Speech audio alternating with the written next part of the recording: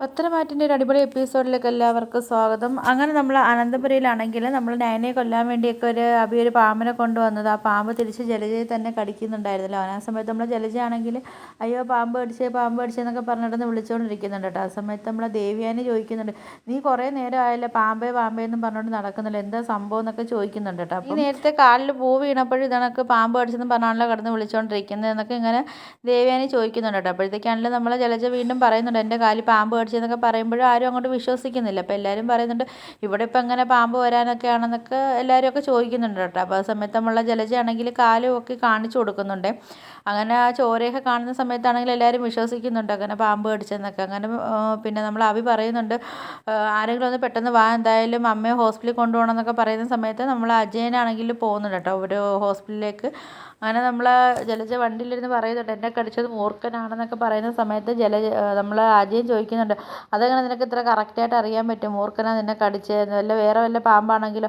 ഇല്ല ചേട്ടാ, എന്നെ മൂർഖൻ തന്നെ കടിച്ചത്, എന്നെ ഇത്രയും പെട്ടെന്ന് തന്നെ ഹോസ്പിറ്റലിൽ കൊണ്ടുപോകുന്നൊക്കെ പറഞ്ഞിട്ട് ജലജാണെങ്കിൽ വണ്ടിയിലിരുന്നാണെങ്കിൽ അങ്ങ് കരയുന്നുണ്ട്. എന്നിട്ട് നമ്മൾ അഭിയെടുത്ത് ചോദിക്കുന്നുണ്ട്, ഇവിടെ മോനെ എനിക്ക് എന്തെങ്കിലും പറ്റുമോ എന്നൊക്കെ ഇങ്ങനെ ചോദിക്കുന്നുണ്ട്. അപ്പോൾ ഇത് കാണുന്ന നമ്മൾ അഭിക്കാണെങ്കിലും ടെൻഷൻ ആവുന്നുണ്ട് കേട്ടോ. അങ്ങനെ നേരെ ഒരു ഹോസ്പിറ്റലിൽ കൊണ്ടുപോയിട്ട് ഡോക്ടർ കാണുന്നുണ്ട്. അപ്പോൾ ഡോക്ടർ പറയുന്നുണ്ട്, ഇത് നല്ല വിഷമുള്ള പാമ്പാണല്ലോ കടിച്ചിരിക്കുന്നത്, എന്തായാലും നിങ്ങളെ വീട്ടിലെല്ലായിടത്തും സൂക്ഷിക്കാനൊക്കെ ഇങ്ങനെ പറയണമെന്നൊക്കെ പറയുന്നുണ്ട് കേട്ടോ. എന്നിട്ട് ഡോക്ടർ പറയുന്നുണ്ട്, എന്തായാലും ഈ ബ്ലഡ് ഇപ്പം തലച്ചോറിൽ കയറി കഴിഞ്ഞാൽ ഭയങ്കര പ്രശ്നമാവും, അതുകൊണ്ട് നമുക്ക് പെട്ടെന്ന് ബ്ലഡ് മാറ്റാമെന്നൊക്കെ പറയുന്നുണ്ട് കേട്ടോ. അപ്പം നമ്മൾ അജയനാണെങ്കിൽ പെട്ടെന്ന് അനന്തപുരിയിലാണെങ്കിൽ വിളിച്ചിട്ട് നമ്മളെ ജലജയുടെ കാര്യങ്ങളൊക്കെ പറയുന്നുണ്ട് കേട്ടോ. അപ്പോഴത്തേക്കും മുത്തശ്ശൻ പറയുന്നുണ്ട്, ഒരുപാട് പാവങ്ങളൊക്കെ ചെയ്ത് കൂട്ടിയതല്ലേ, അതുകൊണ്ടായിരിക്കും ദൈവം അവൾക്ക് ഇങ്ങനൊരു ശിക്ഷ കൊടുത്തതെന്നൊക്കെ ഇങ്ങനെ മുത്തശ്ശൻ പറയുന്നുണ്ട്.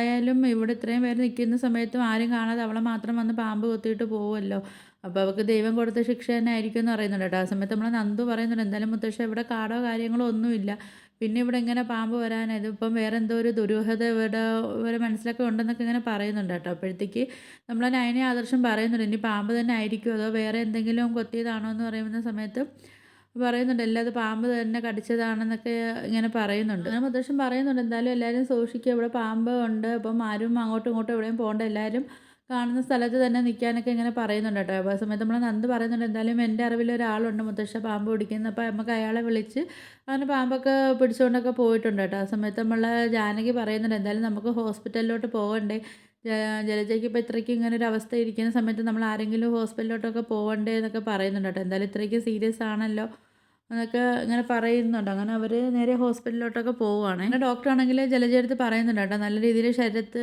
വിഷം കയറിയിട്ടുണ്ട്, ഇതിപ്പം ഫുള്ളായിട്ട് പോയിട്ടില്ല എങ്കിൽ പിന്നെ ആൾ തളർന്നു പോകാനും മരിച്ചു പോകാനൊക്കെ ചാൻസ് ഉണ്ടെന്നൊക്കെ ഇങ്ങനെ പറയുന്നുണ്ട് കേട്ടോ. അപ്പോൾ ഇത്രയും നല്ല രീതിയിൽ ശ്രദ്ധിക്കണമെന്നൊക്കെ ഇങ്ങനെ ഡോക്ടർ പറയുന്നുണ്ട്. അപ്പോൾ ഇത് കേൾക്കുന്ന ജലജയാണെങ്കിൽ അലറി വിളിച്ചൊക്കെ കരയുന്നുണ്ട് കേട്ടോ. അപ്പം നമ്മൾ ജാനകി പറയുന്നുണ്ട്, എന്തായാലും നീ വിഷമിക്കാതിരിക്കും, ഇതിപ്പം എല്ലാ ഹോസ്പിറ്റലിലും അതിനുള്ള ഫെസിലിറ്റീസും കാര്യങ്ങളൊക്കെ ഉണ്ടല്ലോ, അതുകൊണ്ട് നീ പേടിക്കാതെ ഇരിക്കുക, നമുക്ക് അതിനുള്ള കാര്യങ്ങളൊക്കെ നോക്കാമെന്നൊക്കെ ഇങ്ങനെ ജാനകി പറഞ്ഞൊരു സമാധാനമൊക്കെ പെടുത്തുന്നുണ്ട് കേട്ടോ. അപ്പോൾ നമ്മൾ ജലജയെ ആ സമയത്ത് നമ്മൾ അജയനും കൂടെ ഉണ്ടായിരുന്നു. അപ്പോൾ അജയൻ പറയുന്നുണ്ട്, എന്തായാലും നിനക്ക് ദൈവം തന്നൊരു ശിക്ഷ, അല്ലാതെ ഇത്രയും ആൾക്കാർ നിൽക്കുന്ന സമയത്ത് നിന്നെ മാത്രം വന്ന് പാമ്പ് കടിച്ചിട്ട് പോകണമെന്ന് പറഞ്ഞാൽ പിന്നെ അതെന്താന്നൊക്കെ ഇങ്ങനെ അജയൻ ചോദിക്കുന്നുണ്ട് കേട്ടോ. അപ്പോൾ നിനക്കത് ദൈവം തന്ന ശിക്ഷ തന്നെയാണ്, ഇനിയെങ്കിലും നീ നന്നാവാൻ നോക്ക്, നിൻ്റെ ദുഷിച്ച മനസ്സും കാര്യങ്ങളൊക്കെ മാറ്റിയിട്ട് നീ നന്നാവാൻ നോക്ക്, അതല്ല നീ ഇനിയും ഇവിടെ ഈ ഒരു ദുഷിച്ച മനസ്സോടുകൂടി കിടക്കുകയാണെങ്കിൽ ചിലപ്പോൾ നീ മരിച്ച് തന്നെ പോകുമെന്നൊക്കെ ഇങ്ങനെ അജയൻ പറയുന്നുണ്ട്. അങ്ങനെ നമ്മൾ അജയനാണെങ്കിൽ ഒരു ടെൻഷനും കാര്യങ്ങളൊക്കെ ഇല്ലാതെ കേട്ടോ നമ്മൾ ജലജയെടുത്ത് പറയുന്നത്.